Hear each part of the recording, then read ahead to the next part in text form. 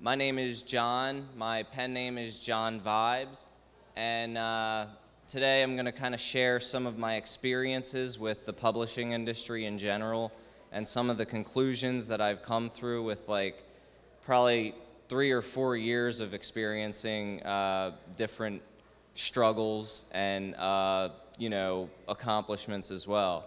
So first off, I'll kind of start off a little bit about my story. I started writing a book like 4 years ago because of the fact that I wanted to contribute to this freedom movement somehow, and the writing seemed to be like the lowest barrier to entry. I didn't need expensive video equipment. I really didn't need any upfront cost. All I had to do is just get stuff out of my head and put it onto paper or onto a computer or whatever. And so after 4 years of collecting all this information and actually practicing writing to get comfortable enough to where I could show stuff to people, I went and decided to go get my book published. And I thought I'd hunt down all the publishers in that genre. I'd, build press packs. I'd send it to them. And 2 people responded, I think. One of them seemed super shady. One of them seemed really legitimate. I went with the guy that seemed really legitimate, and he ended up being super shady. So I ended up putting all this time and energy into this book. And, it's not all about the money and stuff, but when you put so much of your heart into something and you want to kind of see some reward for that. So we had an agreement, we had a contract, all that, and the dude just disappears, jacks the price up for the book, and continues to sell it and loses contact with me entirely, never paying me a dime. So legal processes in this country, as many of you know, is a complete headache that's extremely expensive. I can't even get involved in that. And I did not want to see all that work that I put into that suffer. So I started looking into self-publishing options, and I realized that it was so much easier and cheaper than I ever realized. You can very easily publish a book for like no upfront costs at all aside from the ISBN number and the artwork that you're going to pay to publish it. So basically most of this I was going to open up for questions, but I wanted to explain some of the self-publishing methods that I researched and what I found was the best. I looked at Lulu and all the popular ones like that, and I found that they are, they take a significant amount of, they take a significant percentage, and they kind of give you a lot in return, but it's not stuff that, it's stuff that anybody can figure out. So if you just put a little bit of research into learning how to submit your book to certain printing companies, it could cut down your cost a lot. And there's one self-publishing website that kind of does it for you, which I used for the republishing of the book that didn't work out when I tried to go mainstream with it.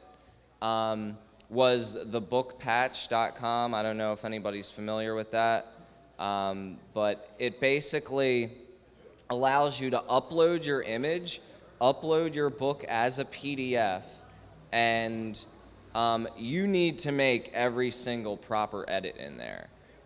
You need to make sure that the spacing is correct. You need to make sure that the chapter breaks are in between every place that you want a page or a chapter to change. Because that final PDF that you're uploading to thebookpatch.com is going to be what your book is in. So if you're going to order a big shipment and you're just uploading that PDF, you might want to order one book so you can flip through it and make sure you did the formatting all right. I think this is set up. Is this set up for questions? It's the book patch, THEBOOKPATCH.com, and that I've found is it's kind of tough to learn like the formatting, but really the only really important thing you got to know is about the page breaks and the margins, because you know, that's going right from the printer to whatever customer it is. So like I was saying a minute ago, if you're thinking about ordering 100 books or something like that, you might want to just go ahead and order one first and make sure that you did all of the formatting correctly and everything like that. So the other important thing was that as far as cost goes, like I was saying, a lot of writers get into it because in this field with the freedom movement, it's an easy way, and it's not necessarily easy, but it's a low barrier entry. You know, anybody can put time into becoming a good writer. It might not be a skill that you have right away. I'm not saying I'm a good writer now, but I was a really, really bad one when I started. And it took me some time, and I just put a lot of work into it, and eventually I got stuff together enough that I was comfortable enough to show other people. So when I went through the process, I was thinking it was going to cost hundreds of dollars, and it would with Lulu and stuff like that. But with the book patch, they have a print to order situation where you don't have to put up any money for the publishing. If you you go ahead, get your own artwork, upload your own PDF, and then you got to pay like somewhere between $25 and $50 for an ISBN number, which is like the barcode that's on the back of the book that tracks it and everything. That actually will cost you a couple of bucks. And when you put it up live on that bookstore, the customer could go ahead and order it, and they'll print it right there, take the cost of the printing out of what they charged the person, and then give you what's left over. And if it's a short book, it could cost like just a couple bucks. If it's like a long, you know, 300-400 page book, it could cost anywhere between $10 and $15 to print it. But if you were going to go with a publisher, you would be getting like pennies or maybe $1 or $2 off of every book sold. A lot of the advantages that people think that publishers bring aren't really relevant anymore. Back in the day, publishers kind of owned the whole, they had a monopoly basically on the whole culture, so to speak, when it came to books and writing and stuff like that. And you needed them to gain access to the promotional avenues that used to be available for writers. But now with the internet, that's completely decentralized, and average writers have a lot more tools of promotion to reach people.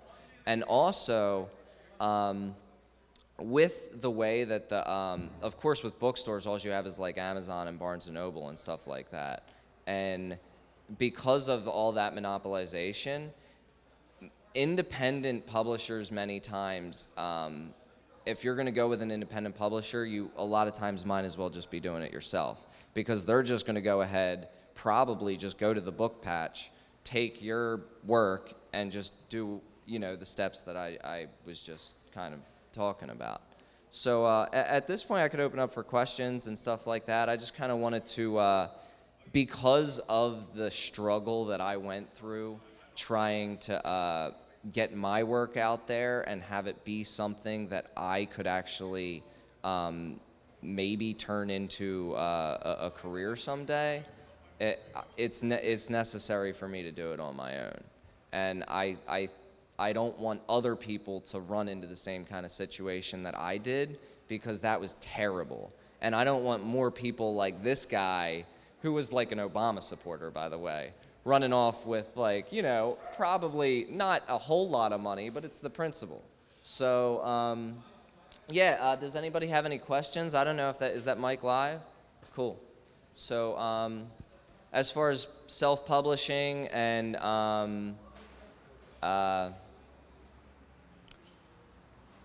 you have one? Cool.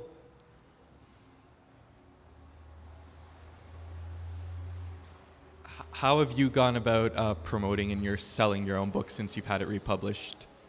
That is an awesome idea because, as I was alluding to earlier, like it's not easy necessarily. Even though we have all of these social networks and everything now, it's not easy to break through for a lot of people. I mean, between me and everybody here, and I guess if we're videotaping YouTube as well. When I first put out the book online, I have a lot of ways to promote. I have a promotional company. I write articles and stuff like that, and I have a pretty big social networking page, but it's not usable anymore because of what Facebook has done to throttle the views and stuff like that.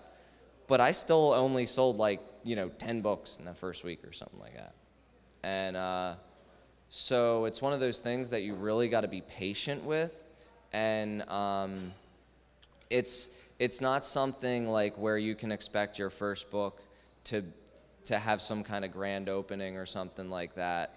You gotta come to places like this, walk around with a box of them, trying to interest people. You gotta send them. Send popular blogs copies of your book and stuff like that to review. Writing articles is really big, I think, now with the way the internet is, and I think blogging and doing articles and bringing people to your book and to your material is a lot better than the old form of advertising necessarily. The only kind of really advertising that's relevant nowadays is within your niche market or whatever. I don't think mass advertising is as relevant as it used to be. So if we're into freedom-oriented stuff, then if you could find a commercial in a popular podcast or some kind of sponsorship deal here or something like that, it goes a lot further than Facebook advertising and stuff like that, in my opinion. And I'm kind of saying that because if people are writing here, it's kind of generally going to be, even if it's fiction or something like that, it's probably going to be freedom-oriented just because it's coming from the mind of somebody who would come here. So my opinion on the best way to promote it is to just make it a constant, long effort that you understand is going to be a little bit of an uphill battle. You know what I mean? And the other thing is to just start writing more books, because when you write your first book, you're still a first-time author, and that's another point. I'm glad that you asked that question, because that reminded me. Even if you want to get published by one of the big publishers and stuff like that, they don't really look at first-time authors a lot. So if you have a self-published book and you have a lot better chances of getting published by somebody who isn't, a scam artist or something like that, because you'll be taken more seriously as an author. It's unfortunate that it's that way, but that's kind of how that industry works at this point. Any other questions as far as that goes? No questions? Please. Awesome.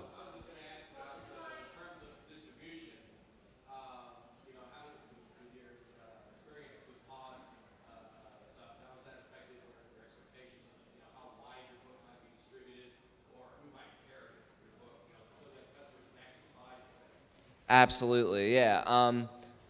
I have found that, Oh, yeah, absolutely. Basically, his question was about distribution and the best way to make sure that people actually were able to find it and purchase it. It's actually a lot easier than I expected to get books actually for sale listed on Amazon and BarnesandNoble.com and stuff like that. It's just a very annoying process with forms and submissions and rules and all sorts of stuff that I'm not very fond of. But you have to kind of go through their annoying process to get your book, published or distributed through there. Sorry. And the other thing is you got to kind of be prepared to give away some free books, because you're going to need to send, if you want a bookstore to carry your book, you're probably going to have to give the book to the manager to actually make any kind of impact. And with the Amazon situation, you're going to need upfront books, because you're going to need to send books to their warehouses so they can stock them, so they can list them on their website. So, and the same thing goes with Barnes and Noble. They'll list pretty much anything on their website. They won't necessarily list everything in their stores, but there are, you can dig through their website and you can look for phone numbers that, or you can just Google, Barnes and Noble, regional phone number and just start that way. And that's kind of what I've been doing. This, the republishing of this book only happened a couple months ago. And I decided to do it because I'm coming to these festivals. I'm doing a couple of them this year. And I wanted something, I wanted to bring my work with me that I worked really hard on for a couple of years, instead of saying, oh yeah, it's on the internet, this guy's selling it, you know what I mean? So I ended up changing the title by one word and changing the cover. And I guess if he thinks he has a right to sue me or something, like, come bring it, But yeah, so it's something that was able to come together in just a couple months. And as far as the publishing process, of course, it took 4 years or so to write, but from editing everything down and learning how to do the formatting was the most difficult part. And like, if you're really serious about this and you're like taking notes and stuff, really pay attention to the margins and making sure that the margins are the suggested margins for your size of book, and also page break in between chapters. And page break is basically a tool that you can use within Microsoft Word or other popular word processors, where it ends the page.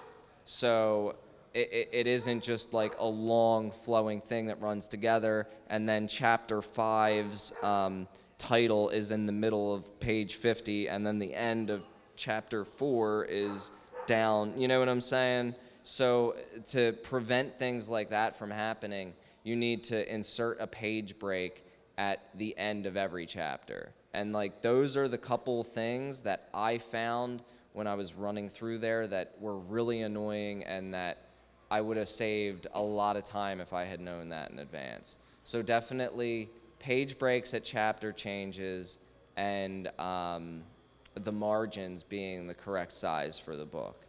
And if you didn't catch that, my preferred and recommended publishing site would be thebookpatch.com, because they have that print to order situation where you don't have to put up any upfront money. If you're broke like me, it works really well. And they do wholesale stuff to where you can buy large shipments of books and they cut down the price for you. So if there were no more questions, I was just going to leave you guys with that. Please just take your own work into your own hands, self-publish, and if you want to take that a step further and turn that into a publishing company to help other people who are in the same position, walk them through it, and actually don't screw them over like everybody in the industry is doing right now, that's another awesome step, and something that if everybody hears all about the entrepreneurial spirit, which I know we are, that is something that I would think about if this is what you're into. So thank you and have a good day. I do actually have another talk I'm doing tomorrow in the Shaolin Zombie Survival Tent at 11 o'clock about art as a form of activism. And that's actually one of the overlying themes in my book and stuff like that. So thanks for joining me today, and I hope you guys enjoy the rest of your week.